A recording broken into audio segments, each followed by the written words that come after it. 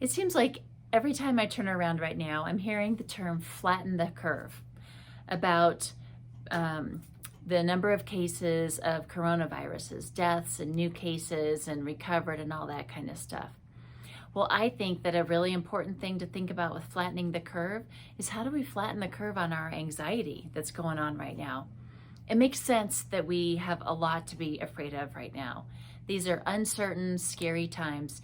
And besides, we have an entire section of our brain that is designated to scanning for danger and anything that it perceives as potentially dangerous or scary.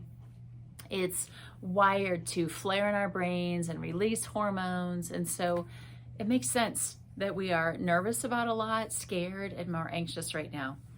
But you know what? We have other feelings that are important as well. And I think that if we want to flatten the curve on our anxiety, instead of like feeling nothing else and then just going into this panic and scary mode, we can do that. We can flatten the curve by paying attention to the other feelings that we have that are helpful in flattening the curve, that maybe we don't pay very much attention to when we're really nervous and anxious about what's going on with the coronavirus. So I'm going to give an example of what it might look like to try to pull our brain out of that anxious, scared, worried place and flatten the curve by paying attention to the other feelings. It might sound something like this. Okay, I might notice that my brain is going crazy with fear and worry, and I might catch and go, oh, hello, fear, you're running amok. Okay, you're not qualified to run this whole show of all the emotions in Carrie's head. So I will listen to you, but I'm also going to hear what else Carrie's feeling, her mad and her sad and her guilt and regret, and then her opposite feelings. So it might sound like this. Mad. What am I mad about when it comes to coronavirus? I am so mad about all the things that have been canceled and I'm mad. I'm just mad that there's a pandemic and we are caught in it and that we have to stay home right now. What am I sad about? I'm so sad about all the cool, fun things that I've had to miss out on, that my kids have had to miss out on, that the society has had to miss out on. And I'm crushed about the heartbreaking losses that so many people are experiencing. Scared. What am I scared about? Well, that one's easy to find. Mostly I'm scared about how far this is going to go and scared that somebody that I really love is going to die from it. I'm scared of how much suffering we are going to have to endure from the coronavirus. And guilt and regret is in there too. I feel guilty that I didn't pay attention a little sooner.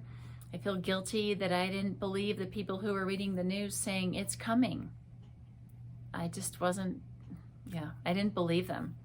And then on the opposite side of those uncomfortable feelings, we also have positive feelings. So if we want to flatten the curve of our fear and anxiety, we also could do ourselves a favor by naming the positive fears. So as odd as it may sound, when I'm worrying about coronavirus, I might also go, all right, Carrie, what are you happy about? Well, I'm happy that, you like this? I'm like interviewing myself. I'm happy that I really love the people that I'm sheltering in place with. What are you grateful about or grateful for? I'm grateful that so far, nobody that I love has died from the coronavirus. What do you feel secure about? I feel secure. This is the opposite of fear.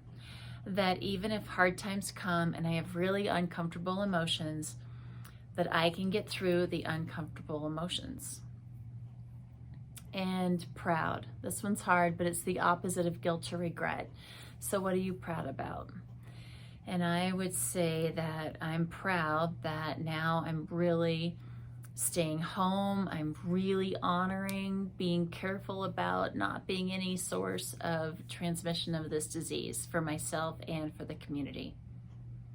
So if you are feeling a lot of anxiety and you're worried or nervous, you might just experiment with going, okay, fear, yes, I hear you loud and clear, and I've got other emotions and I'm going to give them a chance to be heard as well.